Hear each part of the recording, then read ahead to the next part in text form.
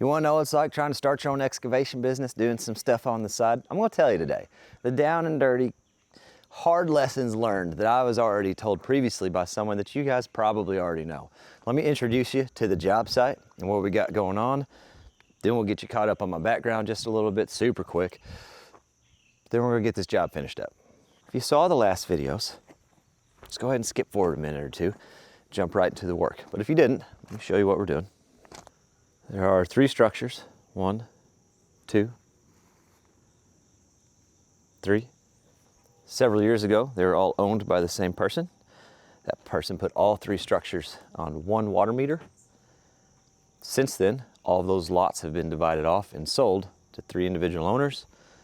So this property owner has decided to put in their own meter instead of getting water fed off of those other buildings. So this property owner here, past few years, just been kind of paying that house, just giving him some money for estimated water use. It's been working fairly well, but decided it's time that he wanted to go ahead and get his own water meter. If you're not familiar with what a water meter is, it's a device that meters your water. Be prepared for some fantastic scientific facts today. Water company installed meter. We dug a trench on the previous video, installed water line, and we're sharing that trench with a downspout. Coverage over the water line with good fill material, good dirt. We managed to rip through 3 unmarked fiber optic lines. I think that was really neat. We found some top secret stuff in here. Can't even tell you about it. It's classified. On the journey from that house, they ran straight through that frost hydrant to there. So we ran a second line back to that frost hydrant so that it could have its own shutoff. This is the water coming in. That goes back out to that frost hydrant we're talking about. That's the water into the house. And what we learned is that is a pure flow pipe. It's a proprietary pipe. It's not interchangeable with traditional PEX style fittings. So we had to put a call into the plumber, but I got them all rigged up with some hose clamps, real fancy system. So he could at least turn the water on long enough to get a shower and do everything he needed to do last night and this morning. And hopefully we get a plumber out here today and they can make the actual professional connection there with the proper tools. Today we got to finish this connection with the downspout, get that ran out the rest of the way. Backfill. Don't forget there's a septic tank right here. We got to really watch that septic tank. Maybe not that intensely. We're going to have to do some work. I can't just stand there and watch it all day, but you know what I mean. And then finish running this downspout out. It's going to right off to that ditch. And a touch of cleanup. The homeowner's doing most of the final grade and final cleanup himself. Save some money. He's got a loader and he's good on his loader, so might as well. We're just going to try to get the bulk of material where it needs to be for him. So my current career, I'm a career fireman. My rank's actually lieutenant. The captain Kleeman comes from the boat project. I'm a captain of a fake boat that might get finished one day, 2042, if we're lucky. But my actual rank on the department is lieutenant, and I've been there 9 years now, and will be there, well, if I want a pension, at least 11 more. Part-time on the side, I do excavation now. I used to do excavation full-time, working for Dirt Perfect. Then I did excavation part-time on my days off for my career for Dirt Perfect. And then I bought that there machine right there from Dirt Perfect. Rent to own kind of thing. I make payments as I use it so that I can start kind of doing excavation on my own part-time. I've done close to 5 jobs now with it, which is not a tremendous amount of jobs, but all of the things that Mike taught me over the years, not just running equipment, but the job side of things that I always doubted him on, I am learning he is right. We're gonna dive into that just a little bit today.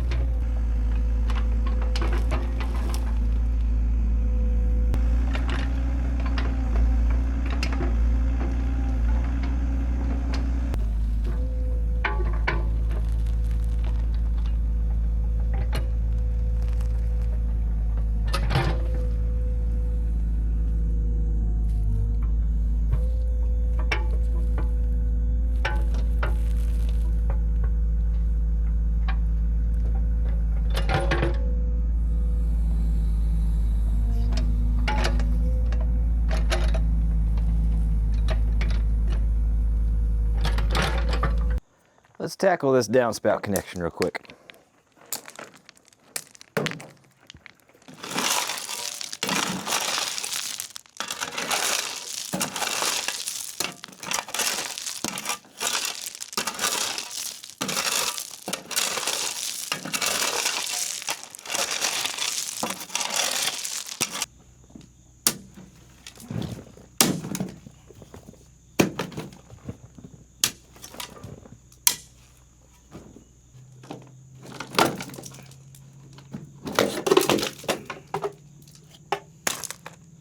So while he's over there digging, I'm just gonna go ahead and talk to you real quick.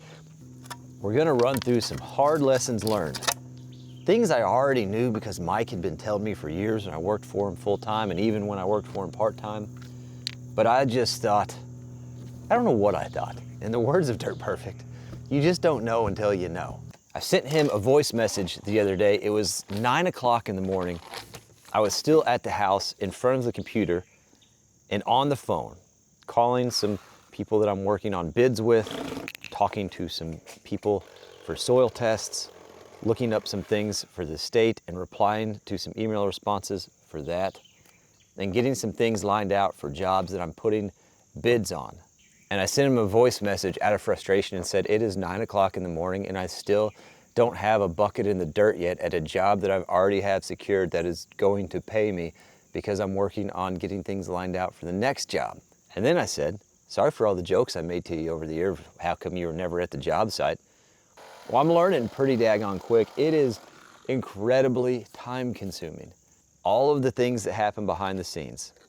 Getting locates called in, talking to the utility companies when things don't go right, working with subcontractors when things don't necessarily go right, getting things lined out, calling and getting multiple quotes for different materials from multiple vendors because you're trying to make sure you can get your customer the best price possible and they're still getting a quality job at the end of it, working with those customers and double checking the permitting processes for everything.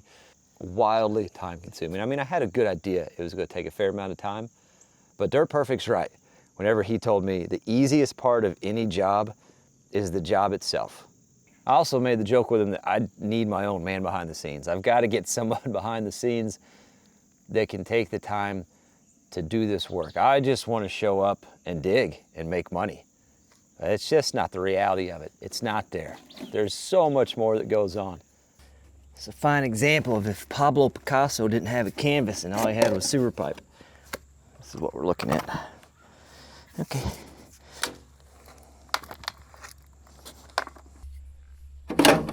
Okay. Stay together there.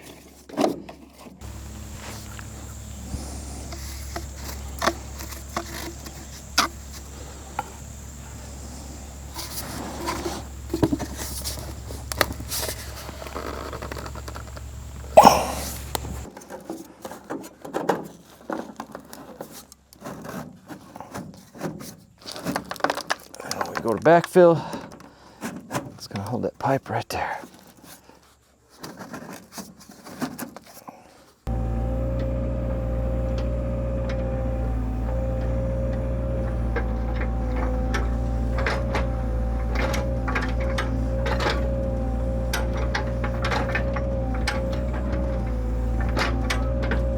Try and find a little bit, some stuff that doesn't have quite as big clumps in it for this initial part, so we're just kind of picking through the pile, and then once we get some okay coverage over the pipe,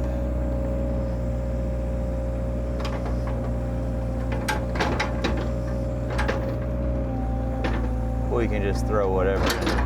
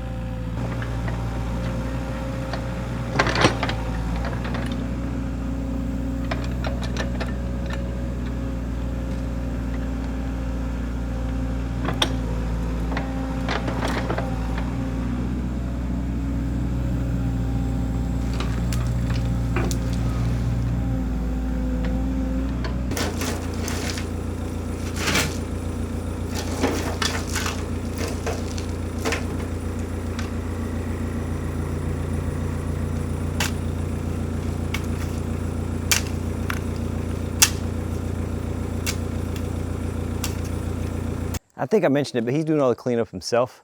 So I'm just putting what's left of this pile, try to put it in a little bit of a row so it's easier for him to get in with his tractor and loader and get this stuff where it needs to go.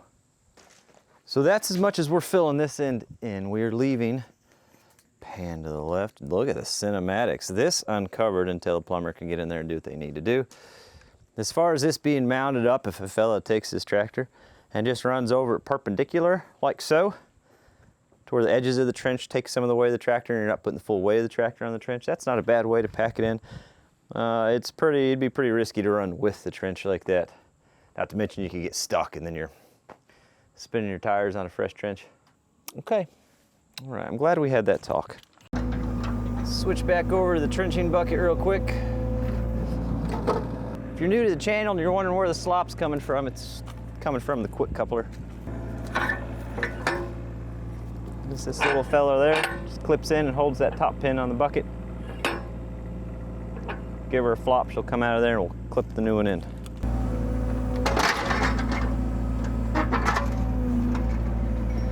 Of course, I'm 17 hours away from this bucket. There we go.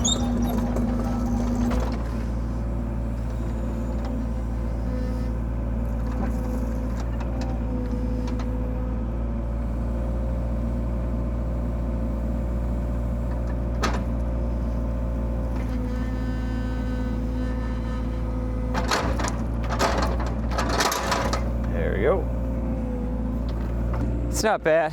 It's not as handy as a hydraulic coupler, but it's not bad. So in order to save crossing the electric and those 3 fiber lines twice, and just saving having to run a whole second trench across the other part of his driveway, we shared this trench. But this is where we're going to start to break off of it. We're going to try to ride out through there.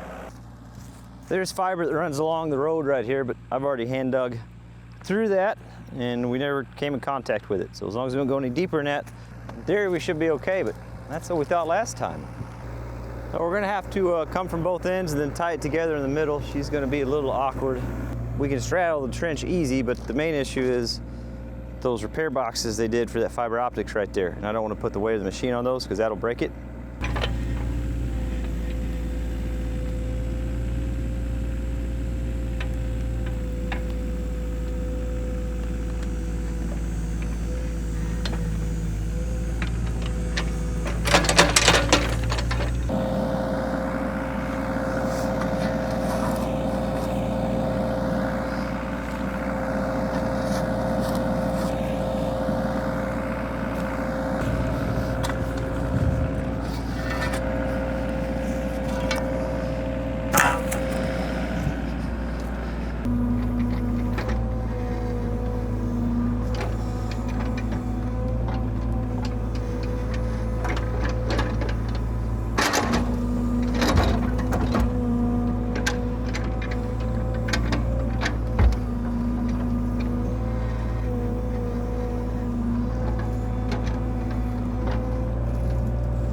I felt something that didn't feel quite right.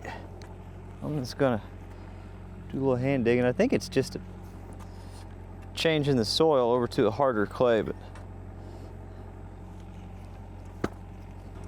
at this point I'm just expecting a 24-inch gas line.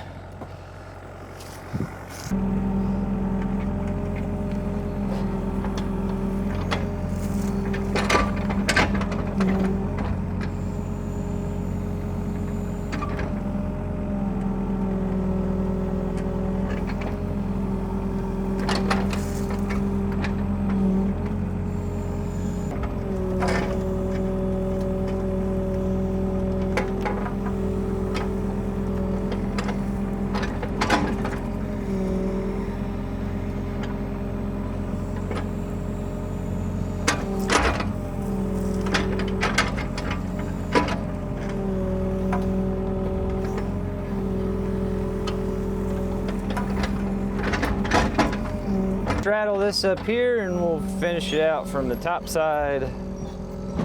We should be okay on that. That'll work fine.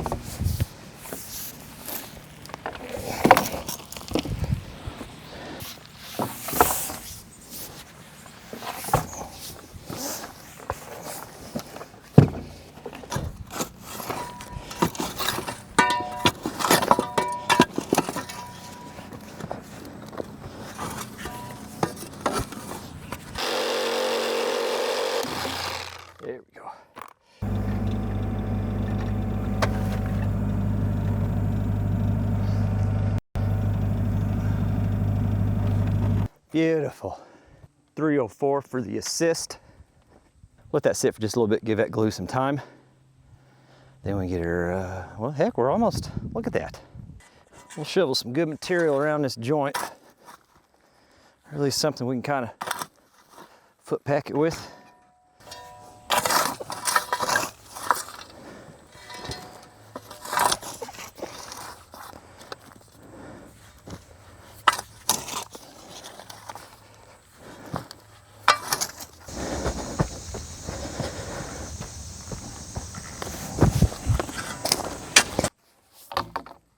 Pipe color's changing just a little bit.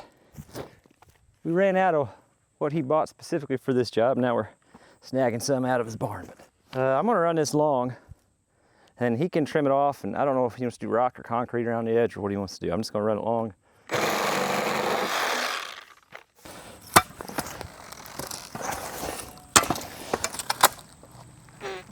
Come on.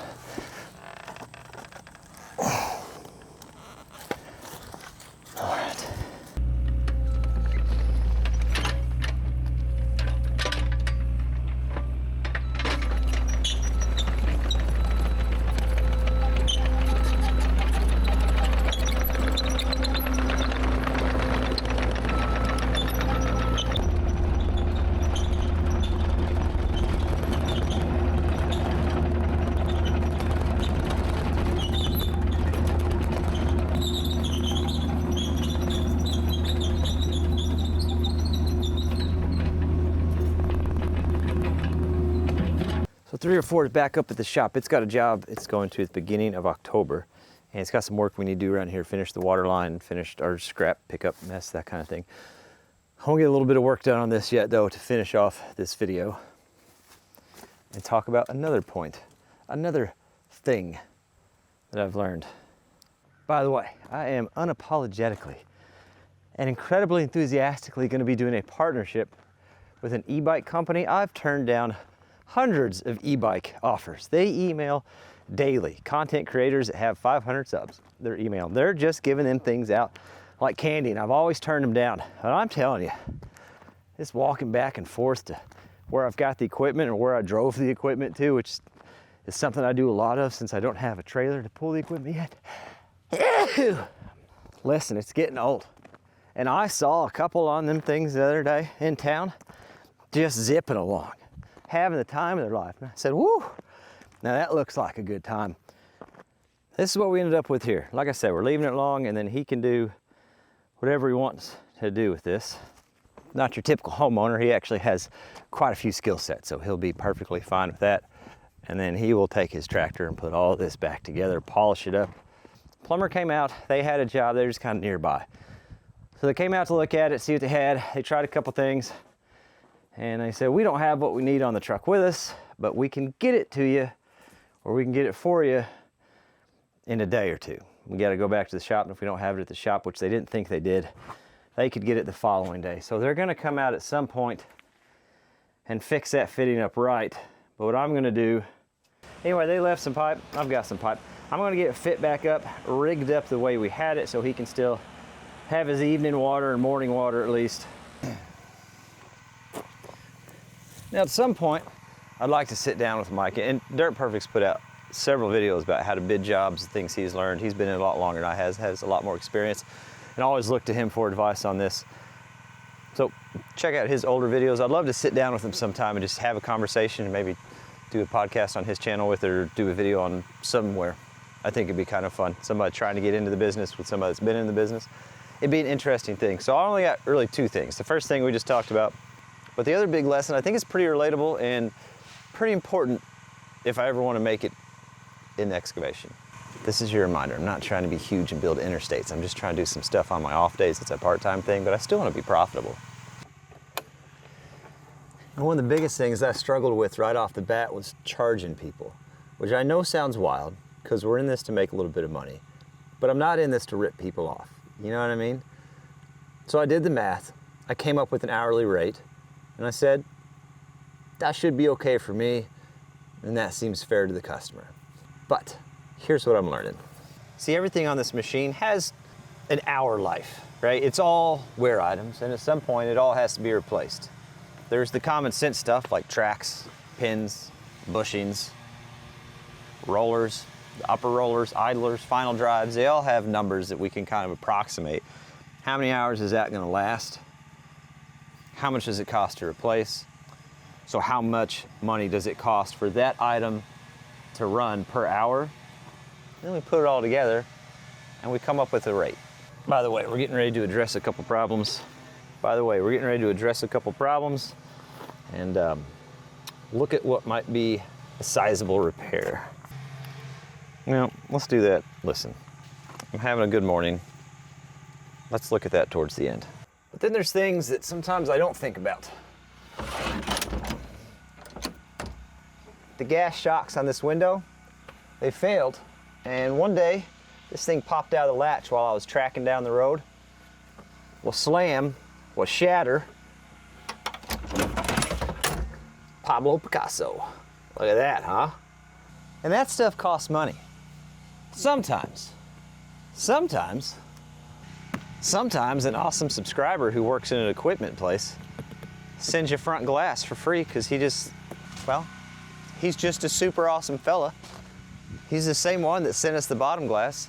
His name is that parts guy down in the comment section. And he works at Bennett Supply. I'll put a link in the description. So if you're in the area where they service, you gotta check him out. I've never asked for any of this. He's just awesome. I mean, is there a better word? And he's like, that man needs some new glass, and I've got some.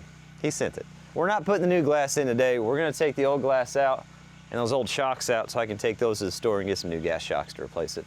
Also, the other day, tracking down the road, my upper roller fell off. So that's something. If I take that bolt and that bolt out, and however you're attached, and then on top of all those wear items and what it costs to run the machine, I added a profit margin that I felt was fair, and then did a little bit of research for what people are charging in our area just to make sure that I'm somewhat competitive. And I think that's where I messed up. Although I feel like I need to be somewhat aware of what other people are charging so I am competitive. I wasn't charging enough to actually cover the cost of this machine and still have a profit.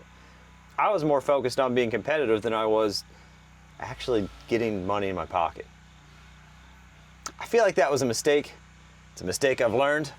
5 jobs in, we're gonna have to adjust our rates a little bit so we can keep this old girl running. Not to mention the other equipment we're building as well.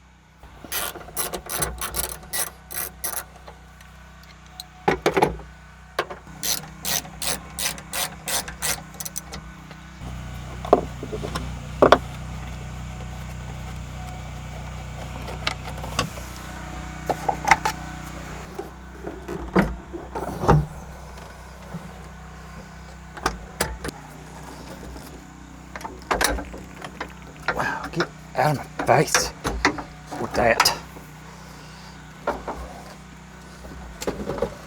There we go.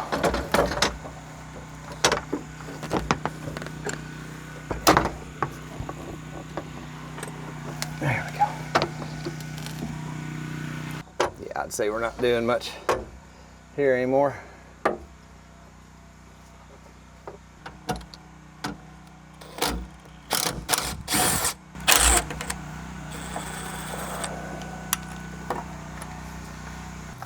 These are both non-existent anymore. Looks like this is glued on the frame, so we'll just have to go around glass into the box into the trash bag. It is laminated, but we're gonna break it apart a little bit. Gloves would probably be a smart idea here.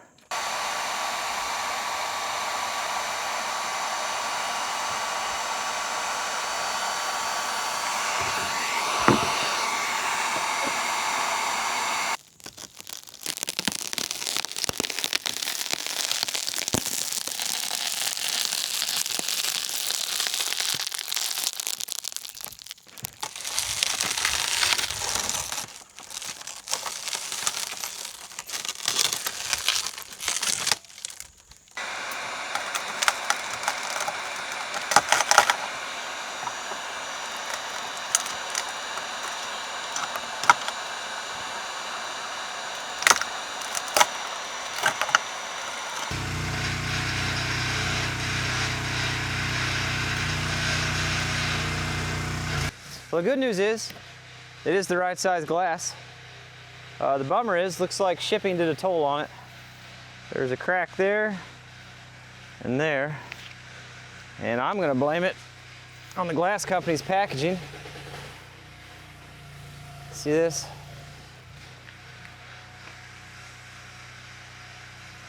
When it gets uneven support on a corner like that, it'll cause it to flex when it ships. It can take some flex, but not a lot, so whatever company manufactured the glass and packaged it like that didn't do us any favors. That's okay. I may still run with it. One crack's better than 200. So back to this. I have a sneaking suspicion that we are making oil. I'm gonna wipe that off on a dirty rag there. That's where we're supposed to be.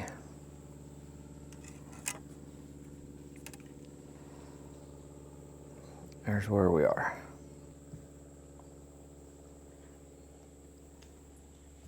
The viscosity makes me a little nervous. See how thin that is? I agree. I just changed it less than 100 hours ago. So I'm not sure what that's about. I also have a lot of oil on the bottom side of this oil pan, so we're gonna drop this pan as well in just a second.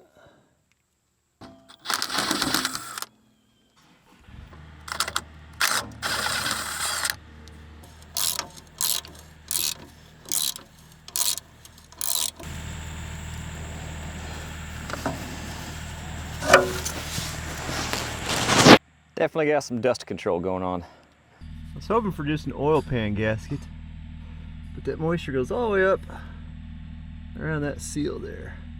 That seal's got a lot of moisture on it, so probably a seal there that's going bad. I can't say that that is going to be a top priority. I bet I prioritize the coupler repair over that. So here's my diagnostic approach. We're going to do an oil change. Makes sense. We're going to put the appropriate amount of oil in. Makes sense. We're going to monitor that. And we're going to see, am I just losing my mind and I just overfilled this? Or are we actually making oil? I want to verify that first before we tear this whole thing down. If we are in fact making oil, then I need to know, is it because of water, head gasket issue, or are we getting diesel in from most likely a seal in the injection pump? I'm going to assume it would be diesel because of the viscosity of the oil and the fact that I didn't see any water come out whenever we first went to drain this. Normally you'd see water out if it is mixing with coolant. And the color of this certainly doesn't say it's mixing with coolant. But we're gonna start with step one and just do an oil change and see what happens. So I'm gonna start getting parts ordered for the stuff we know we need for it. I got a job at the beginning of October. We're gonna start with that machine. In the meantime, while we're waiting, this is the siding for the YouTube yacht project. We've been waiting on, they had to make some custom metal trim for the soffit just because, well, it's a boat. It's not traditional. They don't sell off the shelf trim for what I need. They're supposed to be done with that Thursday. Tuesday or Thursday. It was something with a T. Point is, it should be coming soon. Once that gets here, then we can start running the soffit, siding, and all that stuff and get the exterior of this thing buttoned up. We originally set a fun goal of October to be done with the YouTube yacht. I gave up on that a long time ago. We're just doing whatever we want at this point, which is a good way to live life as long as you're not getting in the way of others with that process. A few lessons learned right off the bat with starting the excavation. And the waterline job's finished up. Homeowners go get everything polished up just as soon as the plumber gets there and get things squared away. If it's your first Captain Cleaning video, I'm glad you're here. I really am. And I think the people in the comment section, the people that have been here for a while, they're glad you're here too. So stop down there, tell them, hey, they'll be nice to you. Maybe, it's possible. I don't know. If you've been here a while, been with us for a while, I appreciate you hanging out. I'm just gonna lay down here for a little bit and contemplate all my life decisions. See if I can't come up with a game plan to rally some motivation to do something.